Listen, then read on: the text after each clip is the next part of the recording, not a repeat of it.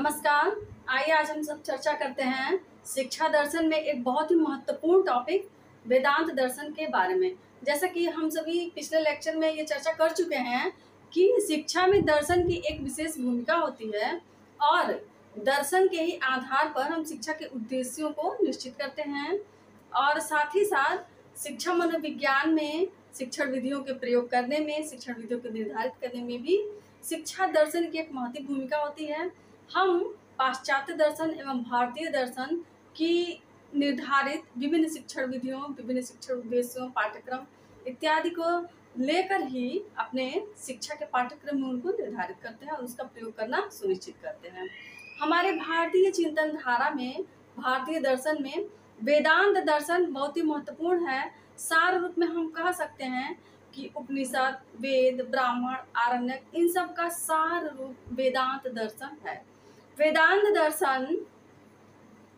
दर्शन भारतीय दर्शन की वह विचारधारा है जो इस ब्रह्मांड को ब्रह्म द्वारा, ब्रह्म से निर्मित मानती है और यह मानती है कि केवल ब्रह्म ही सत्य है और वस्तु जगत असत्य है। इसका तात्पर्य है कि जो वेदांत दर्शन है वह भारतीय दर्शन की ऐसी विचारधारा है जो यह मानती है कि यह संसार ब्रह्म के द्वारा ही निर्मित हुआ है, ब्रह्म से ही और ब्रह्म के द्वारा निर्मित हुआ है। यहाँ ब्रह्म का तात्पर्य निर्गुण, निराकार ईश्वर के स्वरूप से है। जब उस परम ब्रह्म ने साकार रूप धारण किया तो उसी को हम ईश्वर के रूप में पूजित करते हैं, मानते हैं और वही निर्गुण और निराकार रूप में ब्रह्म के रूप में हम जानते हैं, समझते हैं। केवल ब्रह्म ही सत्य है और यह वस्तु जगत असत्य है। इसका तात्पर्य है कि यह जो ब्रह्म है वही केवल सत्य है और यह जो भौतिक जगत है, जो हम देखते हैं, जिसको अनुभव करते हैं, यह सब असत्य है। अर्थात असत्य से यह तात्पर्य नाशवान होने से है। यह सब क्षण भंगुर मात्र है। यह ईश्वर की इच्छा से निर्मित होता है और उसी के आधार पर उसकी समाप्ति भी हो जाती है और इसमें क्षण भर भी नहीं लगता सृजन और विनाश होने में। इसीलिए ब्रह्म को ही सत्य और वस्तु जगत को असत्य माना गया है। यह ईश्वर को ब्रह्म का साकार रूप और आत्मा को ब्रह्म का अंश मानती है।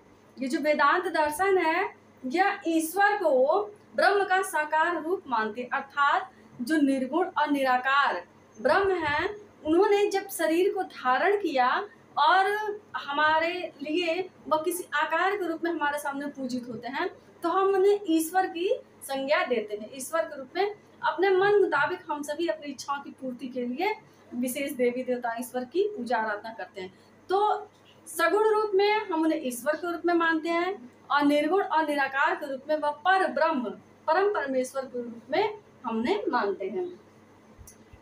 और आत्मा जो हम सभी के अंदर प्राण प्रतिष्ठित है, जिसके द्वारा हम सजीव प्राणी हैं, वनस्पतियों, जंतुओं, जीव जगत में जहाँ भी आत्मा का संचार है वह उस ब्रह्म का ही अंश है। वह जो निर्गुण निराकार ईश्वर है, पर ब्रह्म है, उन्हीं का अंश यह आत्मा है। और यह प्रतिपादन करती है कि मनुष्य जीवन का अंतिम उद्देश्य मुक्ति है जो ज्ञान योग द्वारा प्राप्त की जाती है। वेदांत दर्शन के अनुसार मनुष्य के जीवन का अंतिम उद्देश्य मुक्ति की प्राप्ति करना है। यह मुक्ति से तात्पर्य जन्म और मरण के बंधन से मुक्त होना ही केवल नहीं है। यह मुक्ति का तात्पर्य विदेह है, यानी कि इस संसार में रहते हुए भी इस देह की भावनाओं, युक्तियों से मुक्त होना है। जैसे सुख, दुख, ईर्ष्या, द्वेष, इन सब की भावनाओं से मुक्त होना है और अपने कार्यों को निष्पक्ष रूप से करना है। इस प्रकार हम देखते हैं कि वेदांत दर्शन सार रूप में यह प्रतिपादित करता है कि हम सभी प्राणी मात्र उस पर ब्रह्म ईश्वर की इच्छा मात्र पर निर्भर करते हैं और उस पर ब्रह्म का ही अंश हैं। हम सभी इस संसार में अपने अपने कार्यों को पूर्ण करने के बाद उसी पर ब्रह्म के साथ मिल जाते हैं, सम्मिलित हो जाते हैं और उसी ईश्वर के रूप में हम फिर से किसी और रूप में कार्य करने के लिए किसी अन्य प्राणी शरीर में जन्म लेते हैं।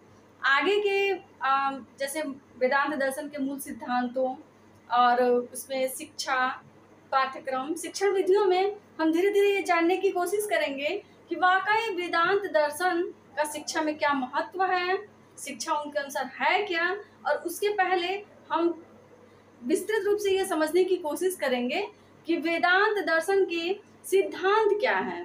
वेदांत दर्शन के मूल सिद्धांतों को जानने के लिए आगे के लेक्चर में हम आपको बताते हैं।